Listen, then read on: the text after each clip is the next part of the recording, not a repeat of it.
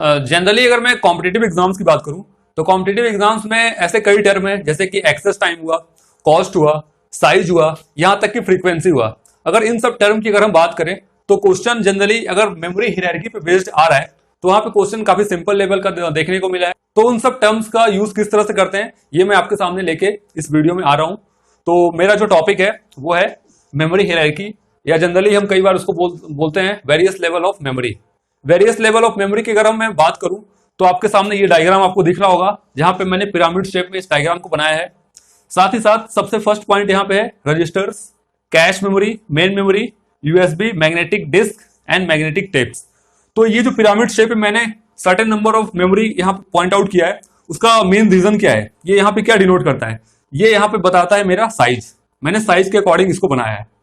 अब अगर मैं साइज की बात करूं तो जनरली अगर मैं लैपटॉप से या डेस्कटॉप जब भी परचेस करने जाता हूं तो वहां पे आप देखो कि क्या मैं पूरा का पूरा रजिस्टर्स लैपटॉप के अंदर यूज कर रहा हूं, या पूरा का पूरा कैश मेमोरी यूज कर रहा हूं, क्या पूरा का पूरा मेन मेमोरी यूज कर रहा हूं, क्या मैं ऐसा करता हूं? नहीं, हमें हर मेमोरी को पैरेलली लेके चलना पड़ता है। उसका रीजन क्या है? सबसे पहला रीजन है कॉस्ट। कॉस्ट के साथ साथ एक्सेस टाइम और स्पीड। मतलब कहने का ये मतलब कि हमें हर चीज को बैलेंस करके चलना पड़ता है। ठीक है, तो मैं आज आपको इस पिरामिड शेप में जो सर्टेन नंबर ऑफ मेमोरी है उसके अकॉर्डिंग बताऊंगा कि हम उसको किस तरह से यूज करते हैं। ठीक है, सबसे फर्स्ट पॉइंट यहाँ पे आप देखिए, यहाँ पे क्या है? रजिस्टर्स। रजिस्टर की जो मैंने साइज लिया है बाइट्स के फॉर्म में है, और रजिस्टर इन द सेंस हम यहाँ पे जनरल पर्पज रजिस्टर की बात कर रहे हैं, मैं यहाँ पे मेमोरी बफर रजिस्टर की बात कर रहा हूं, मैं यहाँ पे एड्रेस रिलेटेड रजिस्टर की बात कर रहा हूँ। सिंपल वे में रजिस्टर जो है ये है। उसके बाद सेकंड है मेरा यहाँ पर कैश मेमोरी। कैश मेमोरी की अगर मैं बात करूं तो जनरली कैश मेमोरी पहले आता था केबी के फॉर्म में, अब एमबी के फॉर्म में कैश मेमोरी मार्केट में देखने को मिलता है। और कैश मेमोरी की अगर मैं बात करूं तो कैश मेमोरी से रिलेटेड मैं ऑलरेडी वीडियोस बना चुका हूं, जो कि मेरा डिस्क्रिप्शन लिंक में अवेलेबल है।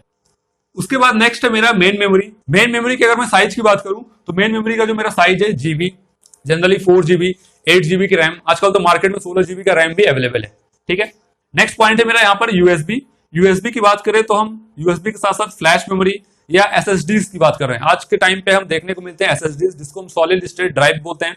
और यूएसबी यूएसबी मेरा बहुत पॉपुलर है आज के टाइम पे, जनरली हम इसको पेन ड्राइव भी बोल देते हैं, और जो कि मेरा जीबी के फॉर्म में आता है। आपके पास पेन ड्राइव होगा, अगर मैं मिनिमम पेन ड्राइव की अगर बात करूं 16 GB का पेन ड्राइव आजकल मार्केट में अवेलेबल है। उसके बाद मैग्नेटिक डिस्क की बात करें, या जिसको हम हार्ड डिस्क बोलते हैं, हार्ड डिस्क टेराबाइट के फॉर्म में आजकल अवेलेबल है। कुछ साल पहले ये जीबी के फॉर्म में था, बट जिस तरह से मार्केटिंग आगे बढ़ रहा है ये टीबी के फॉर्म में अवेलेबल है। जनरली 1 TB, 2 TB, इस तरह से ये टीबी के फॉर्म में यहाँ पे अवेलेबल है। उसके बाद यहाँ पे आ रहा है जो मेरा साइज, यहाँ पे आपको साइज थोड़ा ज्यादा दिख रहा होगा, ये साइज मेरा मैग्नेटिक टेप्स का है, या जिसको हम टेप ड्राइव्स के नाम से जानते हैं। ये यहाँ पे आ रहा है पेटाबाइट्स के फॉर्म में, पेटाबाइट्स बोल सकते हैं, या पेटाबाइट्स के साथ एक्साबाइट।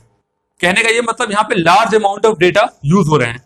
तो यहाँ पे आप देखिए साइज जनरली छोटे से लेकर बड़े साइज तक हम यहां से यहां तक पहुंचे। और अगर मैं एक्सेस टाइम की बात करूं तो एक्सेस टाइम भी इसका एक्सेस टाइम कितना होगा? कम से कम यहाँ पे एक्सेस टाइम लगेगा, उसके बाद थोड़ा सा यहाँ पे एक्सेस टाइम लगेगा, फिर मेन मेमोरी के अंदर, फिर यूएसबी, इस तरह से हम आगे बढ़ते हुए आएंगे। तो आप इसको बोल सकते हो कुछ इस टाइप से कि एक्सेस टाइम मेरा कुछ ऐसा होगा यहाँ पर। साथ ही साथ अगर मैं साइज की बात करूं तो साइज भी मेरा यहाँ पर ऐसा होगा। जनरली हम छोटे से स्टार्ट करते हुए लास्ट यहां तक बढ़ रहे हैं। ठीक है, अब आप देखो, अब अगर मैं बात करूं कॉस्ट का, तो कॉस्ट की अगर हम बात करें तो आप देखो यहाँ पे रजिस्टर्स है। रजिस्टर जनरली बाइट के फॉर्म में है, और सबसे लास्ट मेरा जो पेटाबाइट्स है मैग्नेटिक टेप्स के फॉर्म में। तो आपको कहीं ना कहीं ये लगता होगा कि कॉस्ट जनरली इसका कॉस्ट ज्यादा होगा और इसका कॉस्ट कम होगा, लेकिन यहां पर ऐसा नहीं है। सबसे ज्यादा जो कॉस्ट है वो इसका रजिस्टर्स का है, उसके बाद कैश मेमोरी का, फिर मेन मेमोरी का, फिर यूएसबी का। तो कॉस्ट के फॉर्म में अगर बात करूं सबसे ज्यादा कॉस्ट इसका रजिस्टर्स का है। साथ ही साथ अगर मैं यहां पर देखूं इंटरनल मेमोरी, अगर मैं इंटरनल मेमोरी की बात करूं तो आप देखिए इंटरनल मेमोरी के फॉर्म में मेरा रजिस्टर और कैश मेमोरी, इन दोनों को हम कंबाइन करते हैं तो ये इंटरनल मेमोरी के फॉर्म में यहाँ पे जनरेट होता है। उसका रीजन क्या है, हम इसको इंटरनल मेमोरी क्यों बोलते हैं? क्योंकि जो मेरा सीपीयू है वो डायरेक्टली कनेक्ट होता है रजिस्टर और कैश मेमोरी के साथ।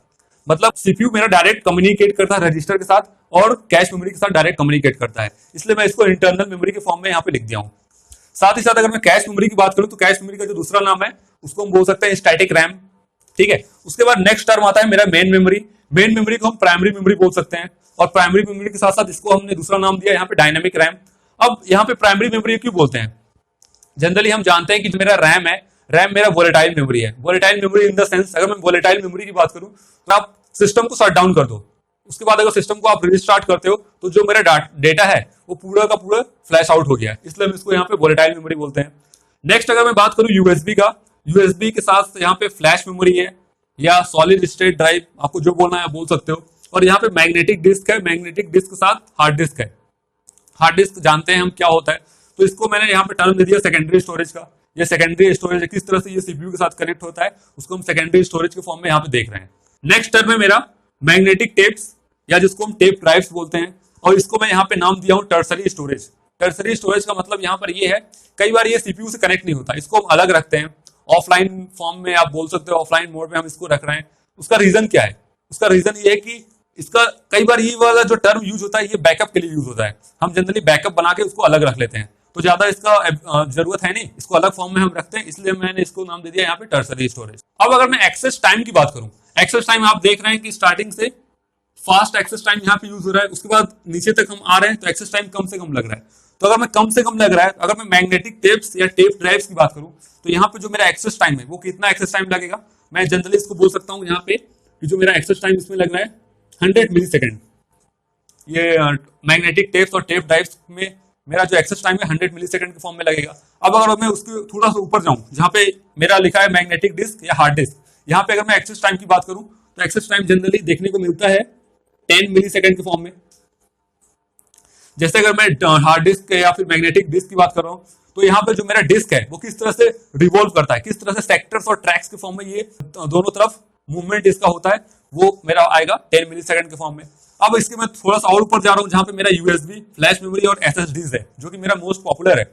यहाँ पे अगर मैं बात करूं तो ये मेरा माइक्रो सेकेंड के फॉर्म में देखने को मिलेगा।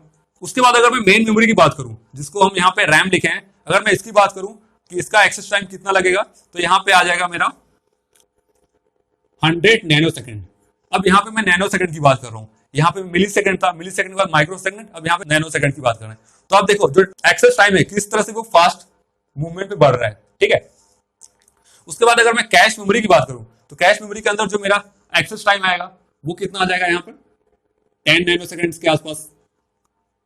अब सबसे ऊपर जो मेरा रजिस्टर की अगर हम बात करें तो रजिस्टर की बात करें तो इसका जो एक्सेस टाइम आएगा 1 नैनो सेकेंड्स या कई बार 0.9 0.8 इस तरह से नैनो सेकेंड्स के फॉर्म में इसका एक्सेस टाइम देखने को मिला है।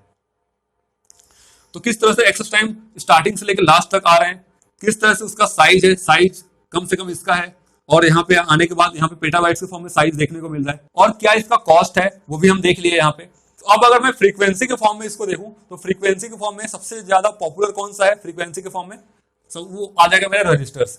तो यहाँ पे अगर मैं फ्रीक्वेंसी के फॉर्म में इसको बनाता हूं तो मेरा कुछ इस टाइप से बनेगा, क्योंकि जो मेरा फ्रीक्वेंसी है, फ्रीक्वेंसी के रजिस्टर की बात करूं किस टाइप से ये यूज हो रहा है, इनपुट रजिस्टर का, आउटपुट रजिस्टर का, तो वो हम फ्रीक्वेंसी के फॉर्म में यहाँ पे देख लिए, ठीक। तो ये मेरा ओवरऑल इंट्रोडक्शन है मेमोरी हायरार्की का, जिसके अंदर हमने एक्सेस टाइम के बारे में बात किया, साथ ही साथ साइज के बारे में बात किया, उसके बाद इससे रिलेटेड जो इसका कॉस्ट होगा उसके बारे में चर्चा किया, उसके बाद मैंने यहाँ पे फ्रीक्वेंसी के बारे में आपको बता दिया। तो कॉम्पिटिटिव एग्जाम में जो क्वेश्चंस देखने को मिले थे वो एक्सेस टाइम पे बेस्ड हैं, साथ ही साथ साइज के ऊपर बेस्ड हैं, उसके अलावा कॉस्ट के ऊपर बेस्ड हैं। अगर फ्रीक्वेंसी के ऊपर भी बेस्ड हो तो भी आप इजिली वहां से बता सकते हो। तो इस वीडियो में बस मुझे ये बताना था कि मेमोरी हायरार्की क्या होते हैं, various level of memory hierarchy का हम यूज किस तरह से करते हैं, किस तरह से हम पर्टिकुलर लैपटॉप्स या डेस्कटॉप में पूरा का पूरा रजिस्टर्स या पूरा का पूरा कैश मेमोरी या पूरा का पूरा रैम, तो उसका कॉस्ट हाई हो जाएगा, किस तरह से हम इन तीनों को यूज न करके पूरे के पूरे मेमोरी को एक साथ यूज करते हैं वहां पर। तो ये मुझे आपको बताना था इस मेमोरी हायरार्की के इंट्रोडक्शन के अंदर, जो कि मेरा कॉम्पिटिटिव एग्जाम के फॉर्म में देखने को मिले हैं। तो इस वीडियो में बस इतना ही। नेक्स्ट वीडियो में डिस्कस करूंगा 2 लेवल मेमोरी हायरार्की क्या होते हैं और 3 लेवल मेमोरी हायरार्की क्या होते हैं। Thank you.